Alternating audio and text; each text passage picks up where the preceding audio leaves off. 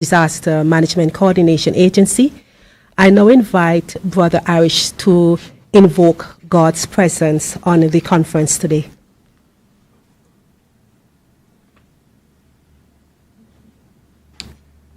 Good morning, everyone. Could you stand as we reverence the Lord, please?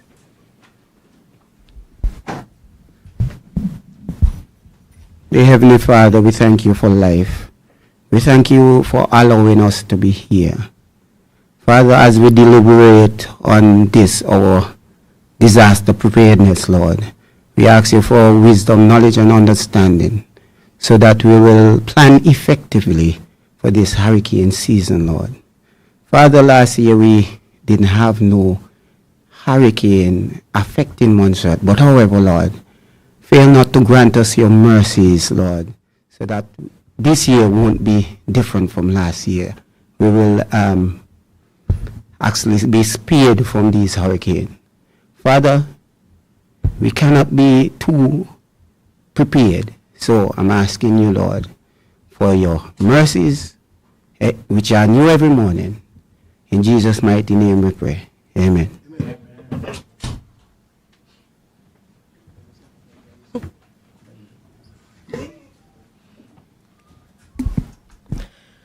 Good morning, Your Excellency, Ms. Harriet Cross, the Honorable Dr. Ingrid Buffon, Permanent Secretaries, the Honorable Attorney General, Heads of Department, members of the private sector. I see the Manager of Digicel here, and other distinguished guests. Welcome to the Montserrat Annual National Hurricane Conference, proudly hosted by the Disaster Management Coordination Agency, DMCA.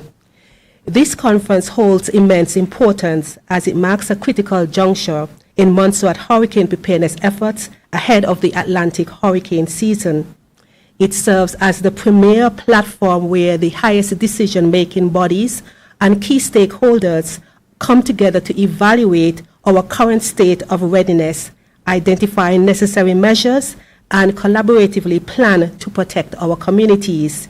The insights and commitments made here will directly influence our resilience and response capabilities, ultimately safeguarding lives, property, and the future of Montserrat. Once again, welcome, and thank you for all your dedication to this vital cause. I now invite the Director, Lieutenant Colonel Alvin Ryan, to give few brief remarks.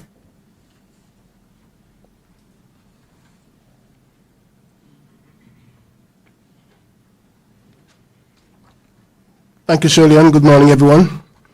And welcome again to our annual Hurricane Conference. I would like to adopt the protocol already established ably by Shirley, but I would like to especially recognize the head of the Governor's Office, Mr. Sam Pace, who is here with us as well this morning. Forecast issued by the National Oceanic and Atmospheric Administration, NOAA, is predicting another above normal hurricane season, which is the general consensus, as you will hear and observe later in the proceedings. As is the case with all hurricane seasons, residents and visitors are reminded that it only takes one storm to make it an active season. Keep in mind that even a weak tropical storm impacting Montserrat can cause major impacts, particularly if it moves slowly and rainfall triggers flash flooding, landslides, and flooding. A few weeks ago, we received a timely reminder of what can happen via a severe rain event. Although we did not wish it, I believe it has set the stage for this hurricane season. If I may put it this way, Her Excellency received a baptism into how we work to respond to such events.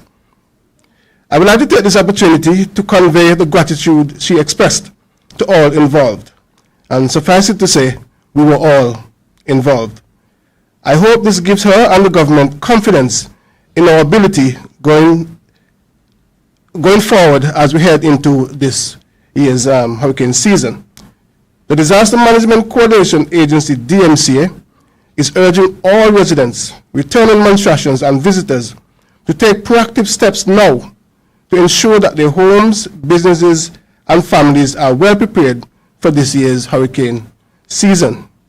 Capitalize on the lessons learned a few weeks ago.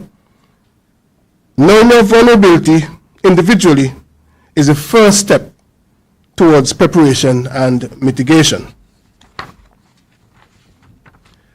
Along with the other associated risks that each season brings, every year we run the risk of sounding like broken records. However, three simple truths remains very important. One, it really does only take one. Two, as humans, we tend to get complacent. And three, it is our duty to constantly inform and remind persons on Montserrat about the dangers and potential hazards. To that end, the DMCA cannot overemphasize the importance of early preparations, regardless of this year's hurricane predictions. Being prepared for the hurricane season can help reduce the impact of storms and hurricanes on our lives, communities, and businesses. Research continues to show that families, individuals, and businesses who know their vulnerability and have taken concrete steps to prepare for a storm or hurricane are more likely to increase their chances of surviving than those who are not prepared. Please don't wait until a storm or hurricane watch is issued, because it may already be too late to take certain precautions. Take steps now to prepare yourself and your loved ones for this year's hurricane season. The DMCA continues to stress the importance of a coordinated approach in preparing and responding to any potential hazard or storm or hurricane, ever remembering that hurricane preparedness is everyone's business. All residents and visitors are urged to get prepared and stay prepared. Pay close attention to the information being broadcast, printed, or otherwise disseminated to ensure that we remain in a heightened state of readiness for the next 6 months and even beyond. Please continue to monitor ZJB Radio, the DMCA's webpage, dmca.gov.ms. Follow us on Facebook and Twitter, and stay up to date on the latest information about the 2025 Atlantic hurricane season. Let us continue to work together to ensure that any potential impacts from any storm or hurricane, God forbid, will have minimal effects on our lives, islands, and our livelihood. Have a safe hurricane season, and remember, be prepared and stay prepared. It only takes one. Thank you.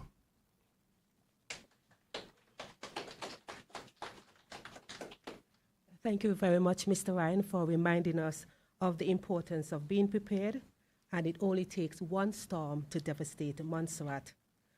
I now invite the Senior Disaster Management Coordinator, Astrid Wade, to give us an overview of DMCA preparation for the upcoming hurricane season, the hurricane season that is already upon us.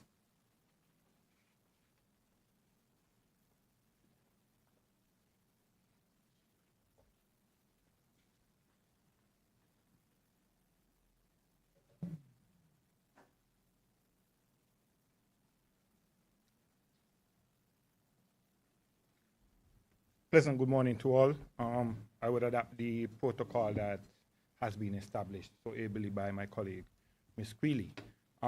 This morning I'll give you a brief overlook of our preparedness when it comes to emergency shelters.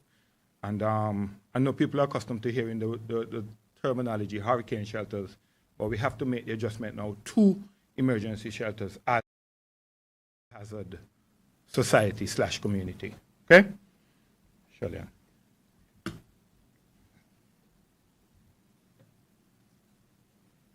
Okay, so the definition of shelter: a facility set up to provide temporary housing for persons unable to continue their living arrangements in separate family units. Short-term shelters are temporary shelter that will be occupied for no more than 72 hours. Long-term shelter, a shelter used for a long period of time as temporary housing. Now we'll be more concentrating on short-term shelters as the precursor to the season. DMCA emergency shelters. The DMCA utilizes community centers, church centers, and NGO buildings to distribute our shelter stock island-wide. At present, there are 7 buildings being utilized island-wide for the purpose, and they are as follows, from southwards coming northwards. We have the House of Deliverance Ministries downstairs. That's formerly the Shiloh Church. We have the new Salem, the upgraded Salem Resource Center. We have the Cecil Weeks Education Center. We have the Conocraft Center, the Davy Hill Community Center, the Ebenezer Adventist Church downstairs, and the Girls Guides headquarters. Maintenance and corrective measures. So during our last couple of years carrying out inspections with the Public Works and the Fire Service, we made some observations. And we were ably given some money by the former governor to carry out some corrective measures in the shelter to bring it up to standard, international standards, when it comes to fire prevention and security-wise in disabled accessibility also in the shelters. So we installed some fire blankets in all the kitchens in the shelters. That was one of the requirements that we needed to carry out. So we installed we also installed fire extinguishers for fire safety.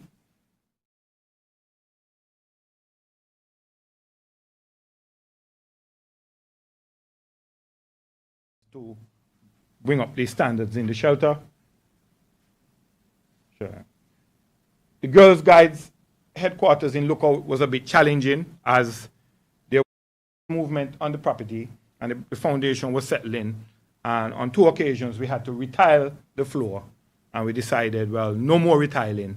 So we got the surface resurfaced and without tiling, which seems to be holding very well at this point in time. Resurfaced and painted. We also did a lot of work on the showers, toilet facilities and showers in the Girls Guides especially, it was in a deplorable state, so we had to bring it back up to standard to have it as a shelter.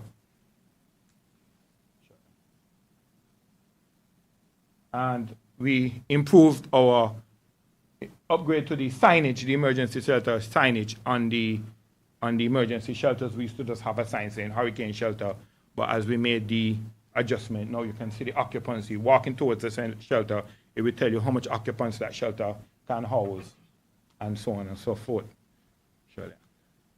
Shelters and their locations. So we have, again, the House of Deliverance Ministries downstairs Salem. We have the new Salem Resource Center also in Salem. We have the Conocraft Center in Cavalry Hill, which is a disabled shelter, can house disabled persons. Cecil Weeks Center in Cavalry Hill. The Davy Hill Community Center. And we have the Ebenezer Church downstairs, Seventh-day Adventist Church downstairs. And the Lookout Girls Guides headquarters. Now, I put this in because for a couple of years we've been trying to get this building added to our shelter stock. If we get this building added to our shelter stock, it would boost our shelter numbers immensely. We've had discussions with the FCDO and local government, but to date we haven't come to any final conclusion on this building, which was actually built to be a shelter for the Adventist community back in the day, but it was no longer used for that purpose. But we have gone through it, and we thought it would make a model shelter. So I'm putting it out there to the authorities that if we get this building and get the financing to upgrade this building, it would be a perfect and model shelter for Montserrat. Sure. And that is the end of my presentation at this point in time. Thank you.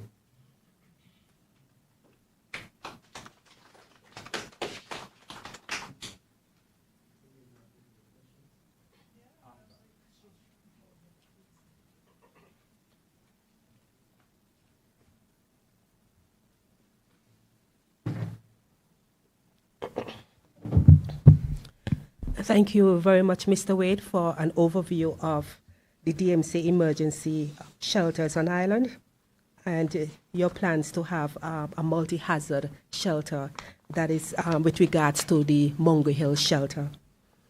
Now, I will be presenting to you the 2025 hurricane season forecast as announced by the hurricane experts. But before I begin, I'd like to briefly provide some background, especially for those of you who are new to Montserrat or maybe living here for the first time from other parts of the world and have never experienced a hurricane before. And I know we've been broadcast live. So Montserrat is a multi-hazard island, as Mr. Wade mentioned, vulnerable to both natural and man-made events, including hurricanes. During the hurricane season, the island may also face threats from volcanic activities, earthquakes, tsunamis, fires, flash floods, and more. So we must remain in a state of readiness. While DMCA maintains year-round preparedness for all potential hazard events that can impact Montserrat, our primary focus at this time of the year is on hurricane preparedness. So what is a hurricane? A hurricane is a powerful tropical storm with strong winds, heavy rain, and thunderstorms. It forms over warm ocean waters, usually between June 1 and November 30th during the Atlantic hurricane season, but can also form outside of the traditional season. Hurricanes can cause serious damage when they reach land. Now, a normal hurricane season produces 14 named storms, 7 hurricanes, and 3 major hurricanes. So 14 named storms of winds of 39 miles per hour, 7 hurricanes of winds of 74 miles per hour, and 3 major hurricanes of winds of 111 miles per hour. Now, our forecast comes from the National Oceanic Atmospheric Administration, NOAA.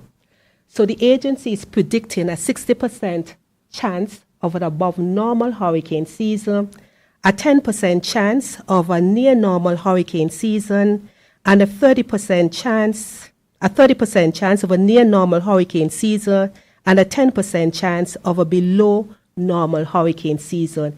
They're expecting 13 to 19 named storms, 6 to 10 hurricanes, and 3 to 5 major hurricanes.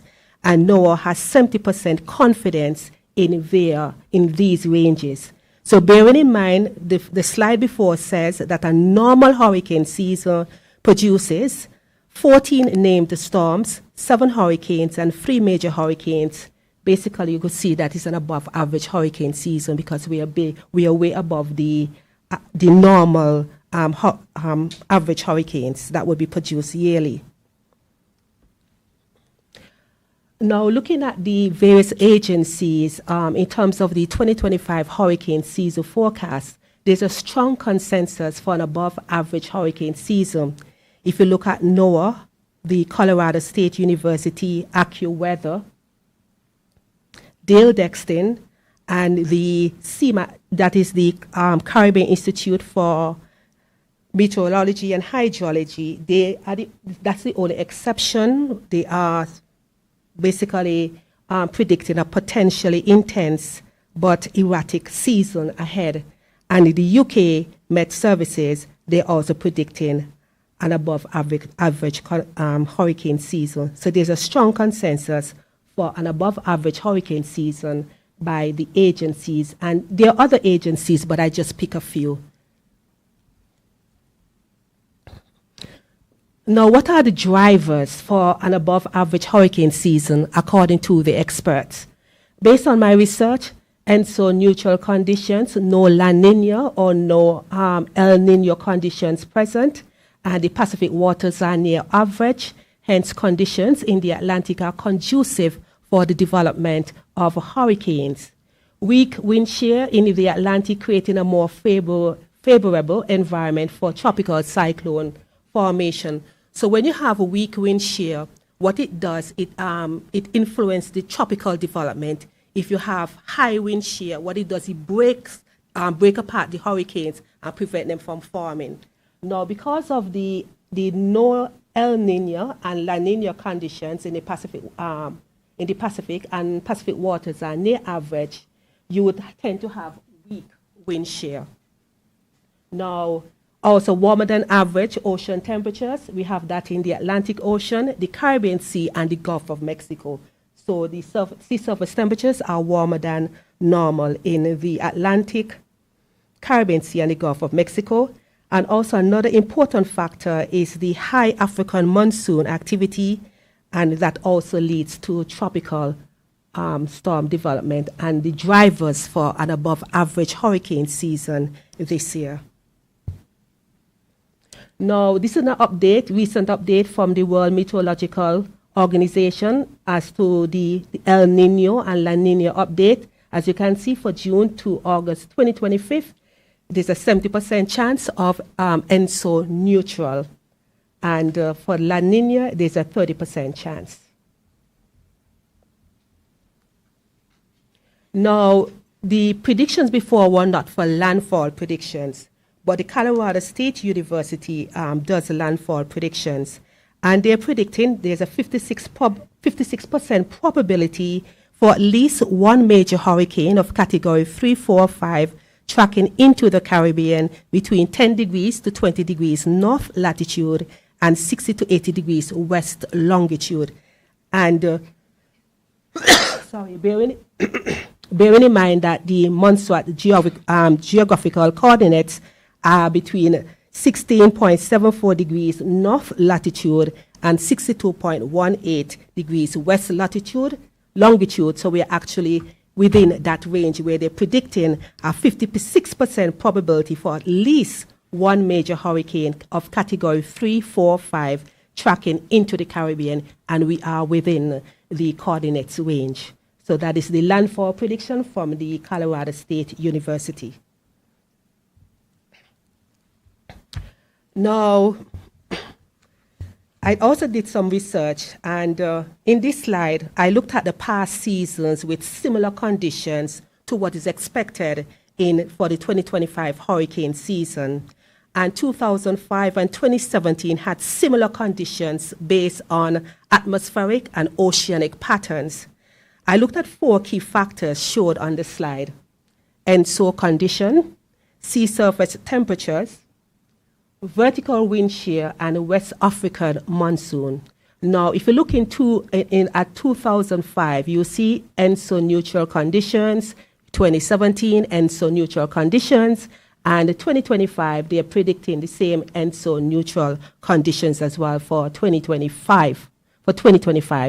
And for the sea surface temperatures, much warmer than average for 2005, also for 2017, above average, and also for 2025, warmer than average. Vertical wind shear, weaker than normal for 2005. For 2017, weaker than normal as well, and forecasters are also predicting below average for the vertical wind shear as well. For the West African monsoon, stronger than average in 2005, stronger than average in 2017, and in 2025, they are forecasting stronger than normal, forecasted to be stronger than normal as well. So in 2005, we had 28 named storms. In 2017, we had 17 named storms. The forecast was 3 to 5, 13 to 19 forecasted hurricanes. Major hurricanes, 7 in 2005, and in 2017, 6. And in 2000, and 3 to 5 being forecasted for 2025. Now, in 2005, you would realize that we had Hurricane Katrina, and Hurricane Katrina devastated New Orleans. And we also had Hurricane Rita and Hurricane Wilma. In 2017, we had Hurricane Harvey, Irma, and Maria. And in 2025, it's to be announced. So basically, 2005 and 2017 mirror what is happening in 2025.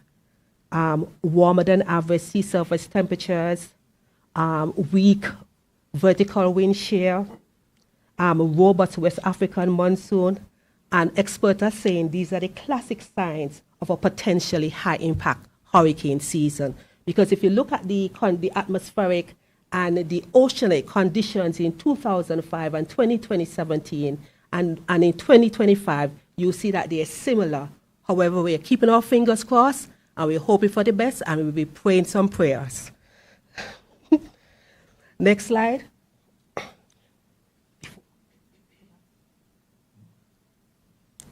Okay, so basically I included this, the Saharan dust intrusion, because it's quite a topical issue at the moment. But according to the Caribbean Institute for Meteorology and Hydrology, CMAH, and NOAA, the frequency of Saharan air layer intrusions during hurricane season remains uncertain. They have no idea how many times you're going to get Saharan dust. As you realize that we had it last year, that we had it last week, that we had a break, and it resumed on Saturday. Frequent Saharan air layer intrusions can suppress storm development by drying out and stabilizing the atmosphere. So whenever there's a gap between the Saharan dust intrusion, you may have tropical storm development during that time there. But if you do have Saharan dust at that time, it would suppress any tropical storm activity. Now, the peak of the Atlantic hurricane season peaks on September 10th, as you see on the chart there. Now, bearing in mind, in 2024, the Hurricane Beryl formed on June 28th, and it was a Category 5 hurricane last year. In 1989, Hurricane Hugo formed on September 17th, and it was a Category 4++ hurricane, as we would say in Montserrat, because that's how it felt to us. No, so I'm just telling you that although the peak of the Atlantic hurricane season is on September 10th, we can have hurricanes before September 10th, major hurricanes before September 10th, and major hurricanes after September 10th. So we just have to prepare. Now, we're now looking at the Saffir-Simpson hurricane scale.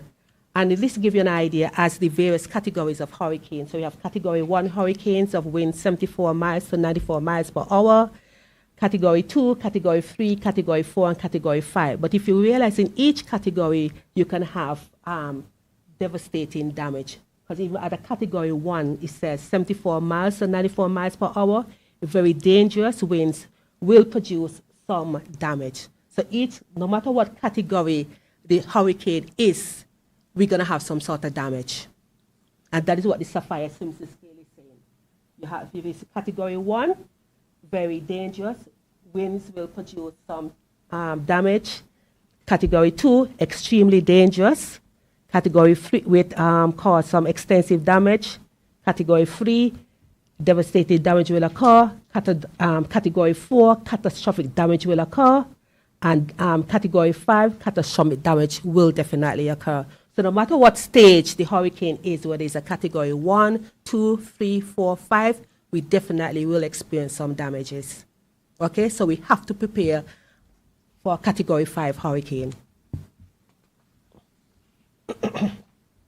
These are the names for the Atlantic hurricanes names this year. So just to let you know what the names are.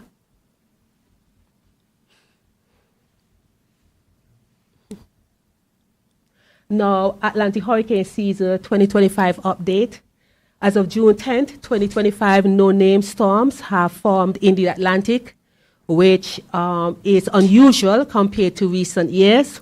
In 2024, Tropical Storm Alberta formed in May, followed by Tropical Storm Beryl, which intensified into a Category 5 hurricane in June, making a very early and intense start to the hurricane season. On June 1st this year, we had a low-pressure system develop off the southern eastern U.S. coast, but it did not organize into a tropical storm. So we have no named storms so far for this Atlantic hurricane season, which is quite unusual, but we still have to prepare and be vigilant as tropical storm conditions can change rapidly throughout the hurricane season. Now, a single hurricane can bring multi-types of hazards, right? Storm surge, storm tide, rip currents, heavy rainfall, flash floods, lahars, mud flows, flooding, high winds, land undermining, tornadoes, landslides, rockfalls, and long-term infrastructure damage such as power outages, water supply issues, and disrupted transportation. So basically, hurricanes are multi-hazard events. A single hurricane can bring so many hazards that we all have to prepare for every hazard events that may come with a hurricane. Common hurricane terms. Tropical storm watch, it means that tropical storm conditions with sustained winds of 39 to 73 miles per hour are possible within the specified coastal or land area within 48 hours. Tropical storm warning, it means that tropical storm conditions with sustained winds of 39 to 73 miles per hour expected within the specified coastal or land area within 36 hours. Hurricane watch, hurricane conditions with sustained winds of 74 miles per hour or higher are possible somewhere within the specified coastal or land area. Because hurricane preparedness activities become difficult once winds reach tropical storm force, the hurricane watch is issued 48 hours in advance of the anticipated of a tropical storm force winds. Now, a hurricane warning is an announcement is made that hurricane conditions with sustained winds of 74 miles per hour or higher are expected somewhere within the specified or coastal land. Because hurricane preparedness activities become difficult once winds reach tropical storm, the hurricane warning is issued 36 hours in advance of the anticipated onset of a tropical storm force winds. So key points to remember in terms of hurricane preparedness, it only takes one. We keep stressing the importance. It only takes one storm to make it an active season for Montserrat. So don't wait now, prepare. Don't wait, but prepare. We want to remind you of the importance of ensuring that your insurance policies are up to date. If you don't have an insurance policy, make sure you get one, because if you get an insurance policy, it's easier for you to bounce back quickly if Montserrat should be impacted by a tropical storm or hurricane. Also, assess your home for risks related to water intrusions and high winds. You may have water coming through your windows, water coming through your roofs. You may have, your structure may not be so sound for high winds, but you need to assess your structure. Make sure your homes and roof are structurally sound. If you're not sure, you can always get an engineer to assess the soundness of your structure. And if you're building, make sure you build according to the building codes on Montserrat. And emergency kit, we have one here packed, so you can have a look to have an idea as to what to put in your emergency kit, including our food, water, and essential supplies to last each person, each member of your family for at least 3 days. Don't forget to include items for your children. We have some toys there to remind you the importance of including your children. Items for your pets, for those of us who have pets, remember your pets as well, and the disabled individuals in your household or also your community. So whenever you're preparing your emergency kit, make sure you pack for every member of your household, and that is important. Make sure you clean your drains, your culverts, and guts near your homes. We see what happened with the recent rainfall that we had. Remove loose debris and materials from your yards and construction sites that become dangerous flying missiles. And this is important for especially those who are building and our contractors, that whenever you hear that there's a tropical storm or hurricane that may be impacting Montserrat, you are to remove all construction materials from your yard because they become flying missiles, dangerous missiles in high winds. Stay informed. We want to urge everyone to stay informed. It's critical. Listen to ZJB radio. I know sometimes that a lot of people say that they don't listen to ZJB radio, but if you have it's important. I was stressing the importance of listening to ZJB radio to stay informed, especially when you know that we have there's a tropical storm in the Caribbean. Additionally, we want to encourage individuals to follow the DMCA social media sites, government sites, as well as their websites for official updates and instructions. And I want to mention this, which is quite critical. A lot of our young people have phones in their hands every day, regularly. They take it to the bathroom with them, they are in the kitchen with their phones, but still they don't see it.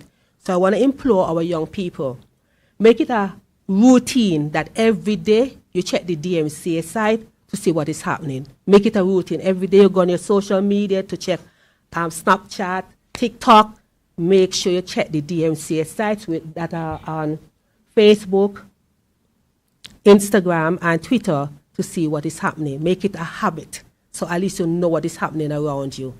Does it make sense to have a cell phone in your hand every day and have it all over and you're not knowing what's happening? Let's continue. Okay. Preparedness is everyone's business. Your safety and the safety of your family, neighbors, and community depends on the actions you take before a storm arrives. And we want to stress the importance of having a family plan.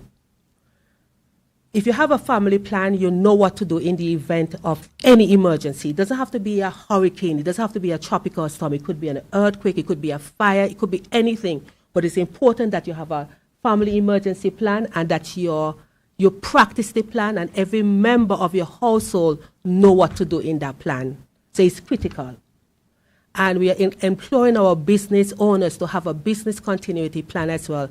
In the event, not even a tropical storm or hurricane, but anything can happen and you want to return to normalcy as soon as possible. And if any member of the public want help with preparing and creating a family plan or business continuity plan, call us at the DMCA. We have Mr. Wade and Mr. Ryan and Mr. White who will be able to assist you in terms of preparing your plans. Okay? The hurricane preparedness guides are available, so you can get a copy. There are copies here as well. And any questions? And any questions?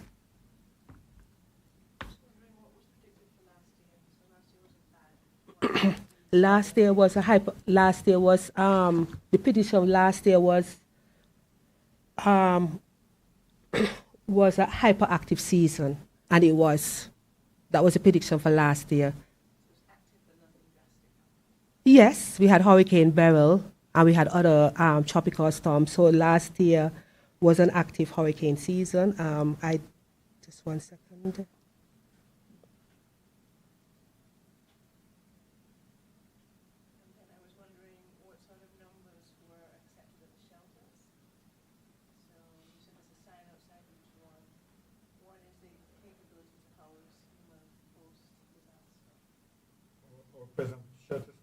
Present shelter stock is 320. We have to take into consideration, and it could be affected if we do have a COVID reoccurrence. So we have to take that in also in mind. But, just some knowledge. You are allotted 2.5 feet between bed spaces in a shelter. And you see the space that we have to work with at the moment. It's a bit limited. Try to make the best. We also encourage people to seek shelter firstly with their family or friends, and then after, if that's not a possibility, then the shelter is the option. And then my last question is kind of awkward. A lot of the lookout is quite heavily populated. There's only one tiny little shelter with girl-guide building. There are lots of reports of persons not living with fears, especially for older people. And to what extent does the government normally help these persons to prepare for the season? Okay, so you don't have to be sheltered in your community. You can be transported to another shelter. So we have that as part of our response to that situation. Is there an emergency fund that persons can access to help with repairs just prior to the... Well, I would have to direct that to the director for answering. I don't think there is at the moment, but the director might be in a better position to answer that question. Yes. Presently, not that I am aware of.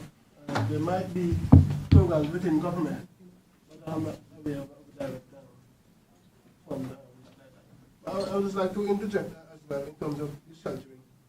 Because of lessons learned from mainly the volcanic crisis, we have gone away from utilizing schools and churches as shelters. But if it needs to be and we have no choice, then we will have to, we all know the issues involved with that. So we try to avoid it as much as possible. Adding to you that, so the auditorium at Lookout was also a shelter, but the it's being used to utilize the hospital when it has to be relocated from its present position. So it took up some of our shelter space over there.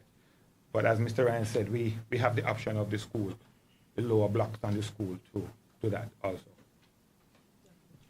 Mr. Maloney, you have a question? Yes, I was kind of center on some of the other questions. When I saw you post all the shelters, I realized that a lot of them are churches or not owned by government.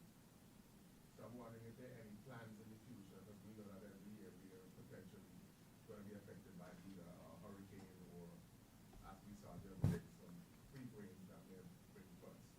Is there any plans for government or for the disaster preparedness agency to put plans in place to have a building constructed for dedicated specifically for shelter purposes?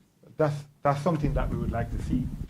We would like to see it. We explored the Adventist complex in Mongo Hill.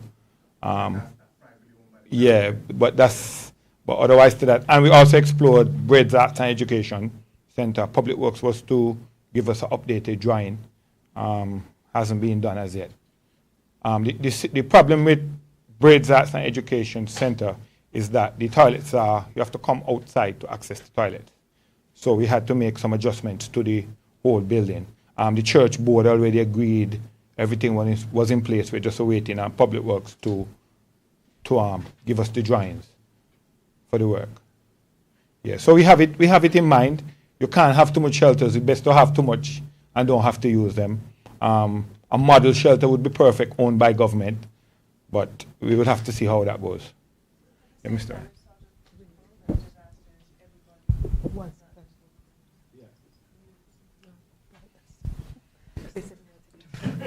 Okay. Okay, all right. So with this. Yes, I'd just like to touch on Dr. Maloney's question. Even our other colleagues in the other territories don't really have much government buildings as shelters. It's difficult to have a building sitting there waiting for occupancy, which may never happen. What we try to advocate is to having more community centers in the various communities. That would greatly help us going forward. And I think BNTF has a role to play and have been playing a role in that regard, BNTF and CDB. Thank you. Any other questions from anyone else?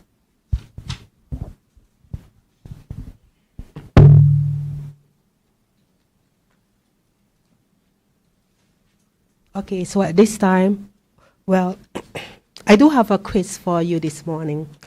If anyone can tell me, you get a torchlight, compliments the DMCA. What is the name of this tropical storm that is here on the hurricane guide? Okay, and you get a torchlight, compliments the DMCA.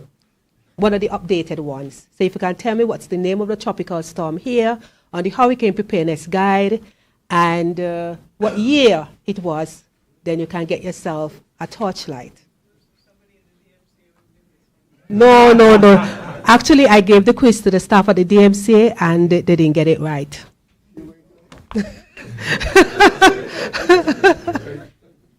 Eh? No. It's a tropical storm. Eh? What year it was? If you can see, Montserrat is in the cone of uncertainty. No, but of course.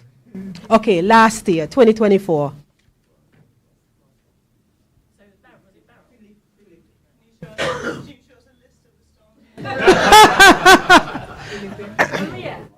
No, last year. We didn't know that was 2017. No, we had a couple Spanish names. Last year was a Spanish name. Come on. The eye of the storm passed on the southern tip of Montserrat. It's in Google. The eye of the storm passed on the southern tip of Montserrat. That's in the Plymouth. That's in the danger zone. Last year.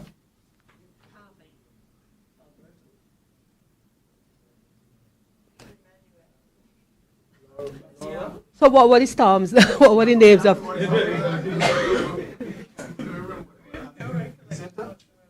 Eh? No. We were under a tropical storm warning for that particular storm. We were hearing Antigua Met on the radio speaking about that much. You're going to get the blunt of the damage of the winds. Ernesto, yes. Congratulations to the Attorney General. Yes, it's Tropical Storm Ernesto, and that was last year. Okay.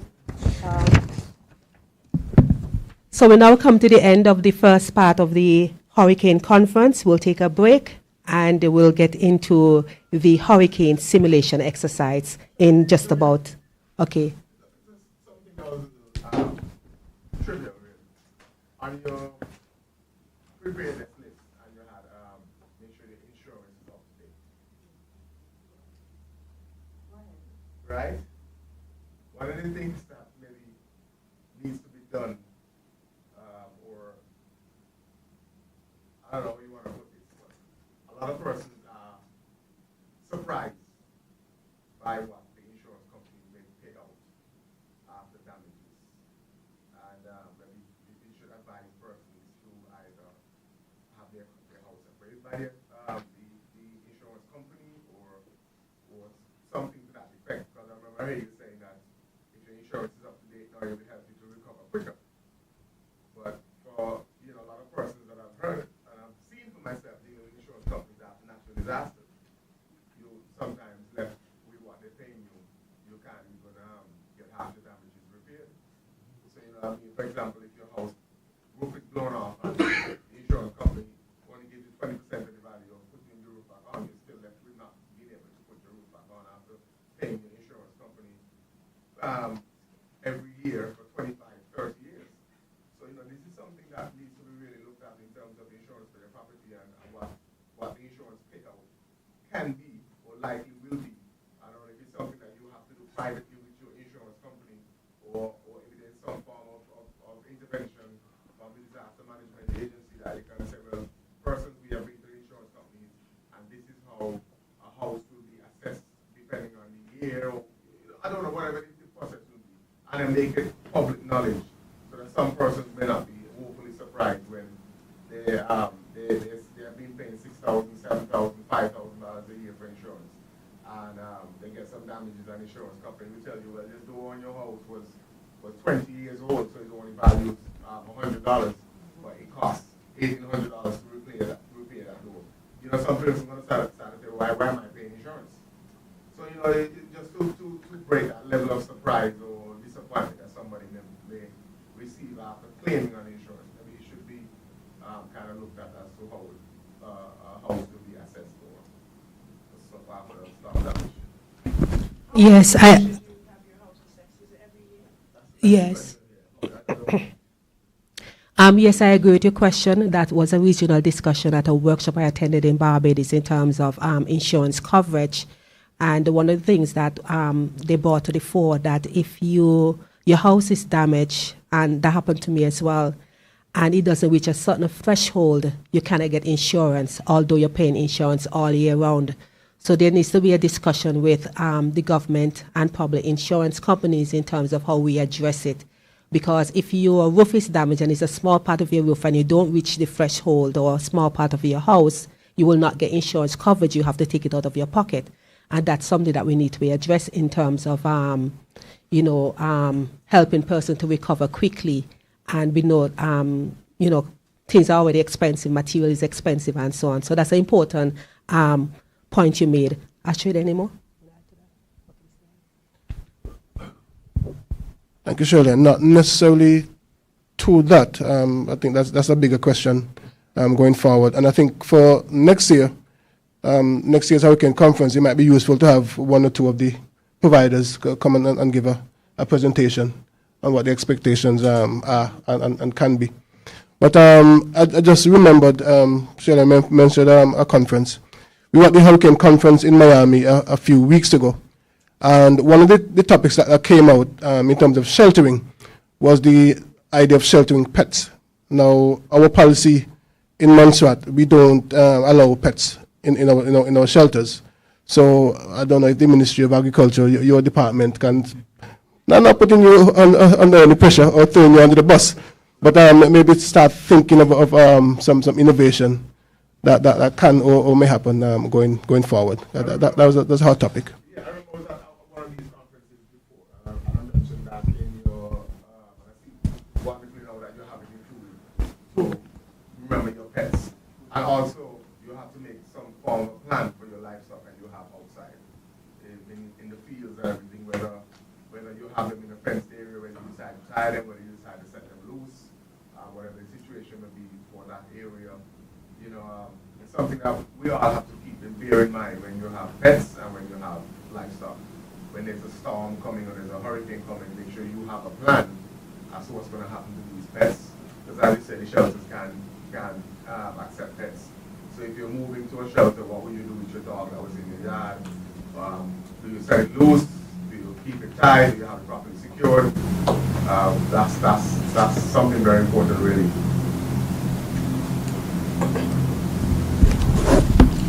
All right, so we're going to take a break and we get into our simulation exercise, and we'd like all of you to stay for the simulation exercise so you know what to do in the event Montserrat is impacted by a hurricane. Some of you will have to sit in the EOC like Miss Christopher and Mrs. Smith and so on, and the Attorney General is also important as well, so we're expecting all of you to stay, including Dr. Buffon as well. And you all right, so we take a break, and Your Excellency as well.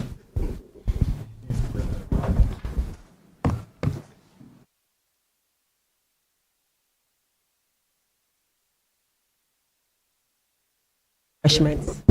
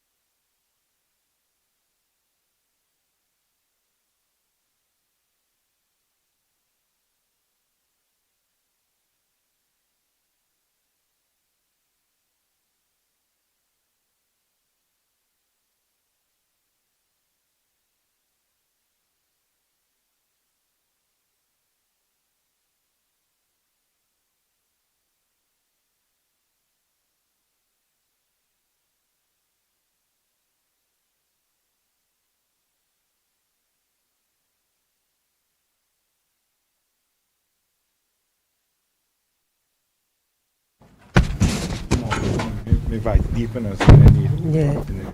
They ready? Yeah, they said that But you are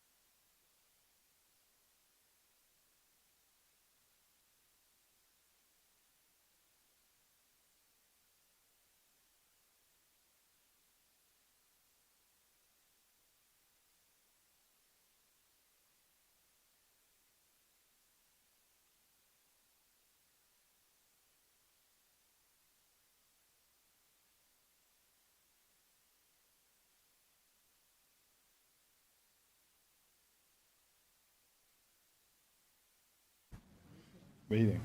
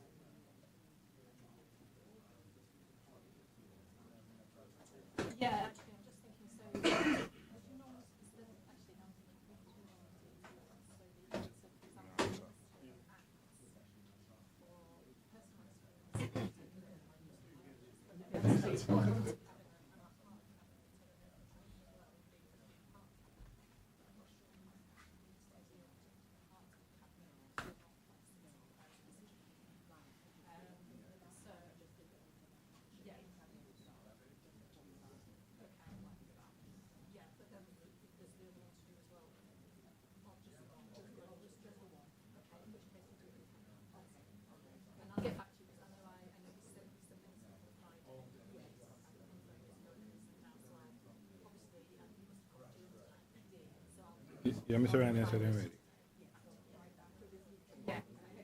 Okay.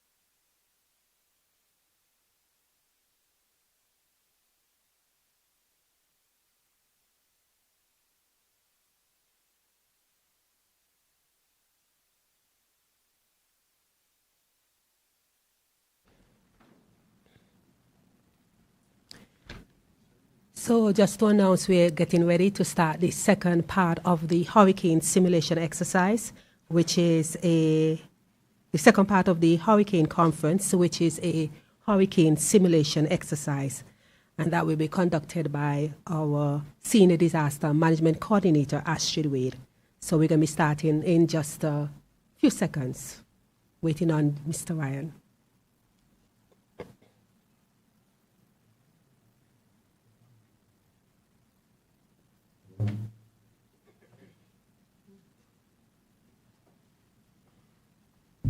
Okay, in the essence of time, I'll begin the presentation. Now, planning this exercise, tabletop, it was basically to be a proper tabletop.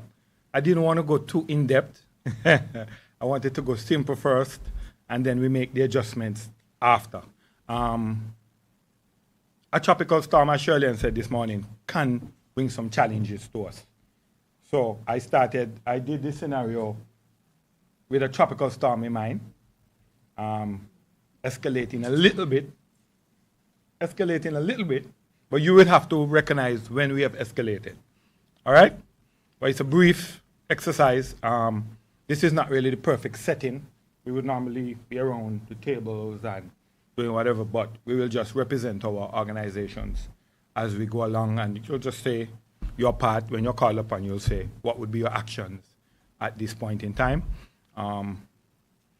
Most of the actions would be basically from this environment, but with the instructions of HE, who is the head of NDPRAC. All right? So I'll just wait for one brief second.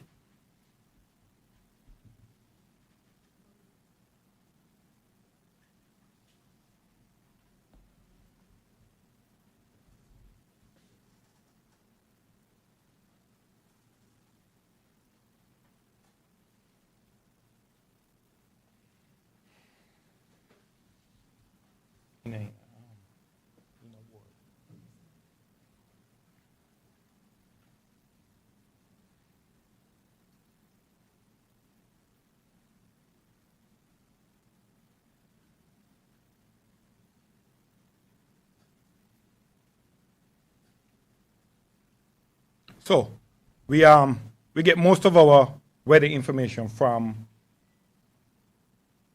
Antigua, who is basically our focal point in disaster management, and for SIDEMA and the weather from, well, we get a lot of it from Mr. Dale Destin, who is a renowned meteorologist throughout the whole region. And when we get our information from him, we also make reference to NOAA. Also, NOAA is a big part.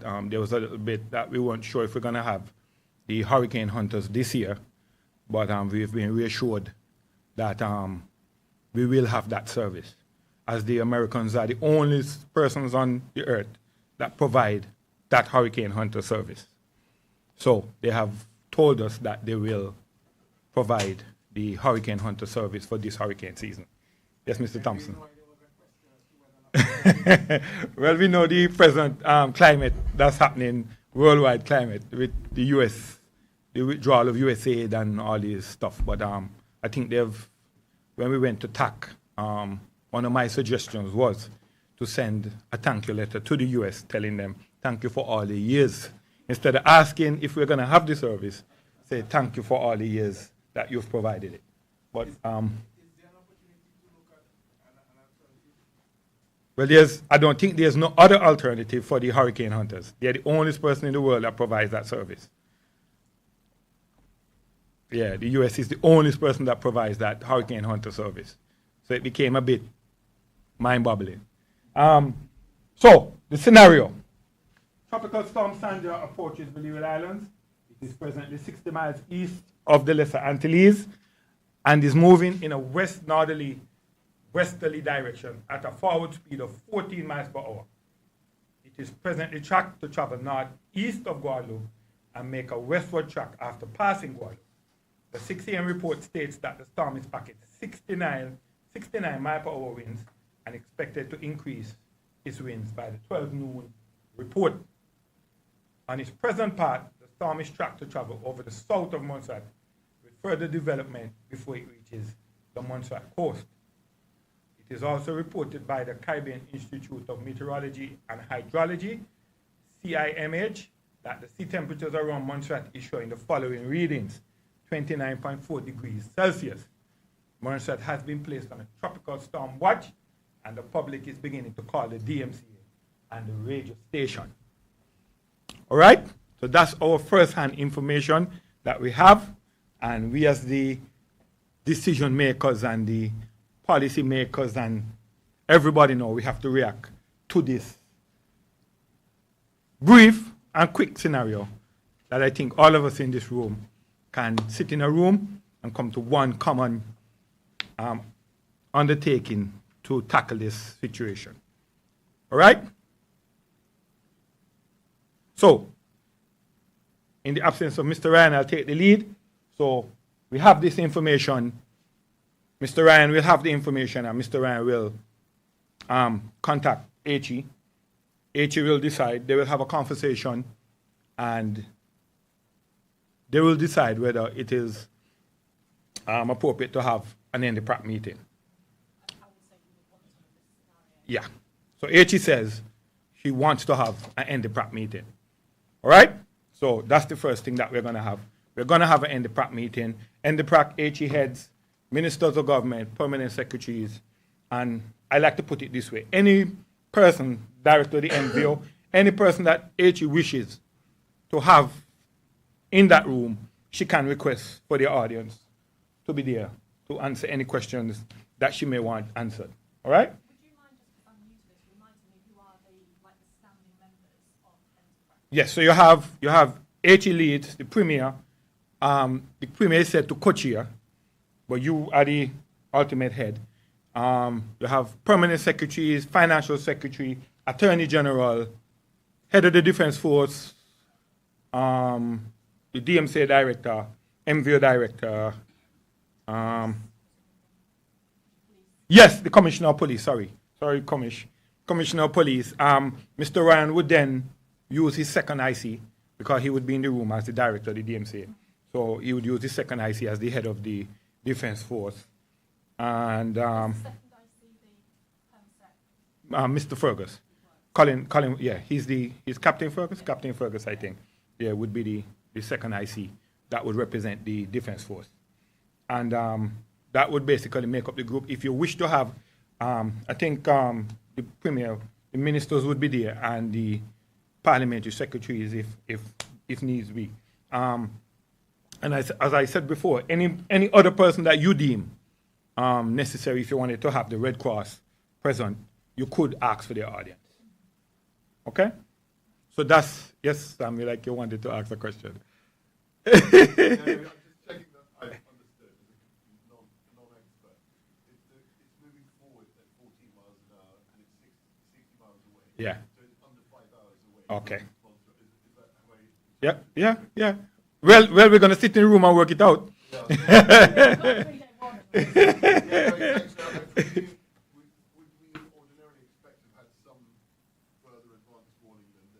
Well, yes, of course. You'll go in stages. You'll have the watch, then you'll have the warning, and as you escalate, you go up the chain as you go up. So as you go up, the dynamics change in the response to it. But presumably, because this is now 4 or 5 hours away, the certainty of where it's going is much clearer.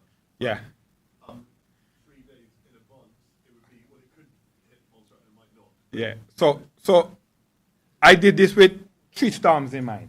So I took a Hugo aspect, I took a Maria aspect, and I took another, I think one that hit Antigua's aspect out of it, and combined 3 storms. Now, if you remember Maria hitting Dominica, 2 hours before Maria hit Dominica, it was category 1, 2. And as soon as it reached the south coast of Dominica, it just exploded. Because the waters around Dominica were extremely warm. So it got additional fuel to increase its strength. So I took 3 storms and tried to make this as simple as possible. All right? Yes, AJ. Yeah. Yes. Yes. Yes. So the handicap that we're having at this point, a couple hours before, would not have been the first one. Yeah. Right? Yeah. Because we have the forecast before, DMCA would have the information. You would see that it's likely that it's coming towards later. So most likely between governor and Lieutenant Colonel, they would have called an handicap before to make sure that we have everything in place. So that handicap wouldn't be the first one. We would just be basically to make sure that we do in fact everybody's ready to go. Yeah. Thank you, that's really helpful. Yeah. You mentioned the governor taking over and chairing and leading the response. And so my interest from the point of view of the office, the governor's office, I see a key role that we play in this is as a kind of channel of communication with London. And there are certain things that London are able to do 5 days in advance and 4 days in advance that they could not do, for example, 2 days in advance. So yeah, I'm just sort of thinking through those aspects. Well, and another thing that we have to keep in mind also is that as of late, the last maybe 5 years, the storms, they've had some erratic behavior. So a storm will, 2 hours ago, it was doing something totally different to what it's doing now. And it's becoming an area of concern for a lot of the meteorologists that deal with the storms. The hurricane hunters give us quite precise information, but at times it's just that. It's not specific to us.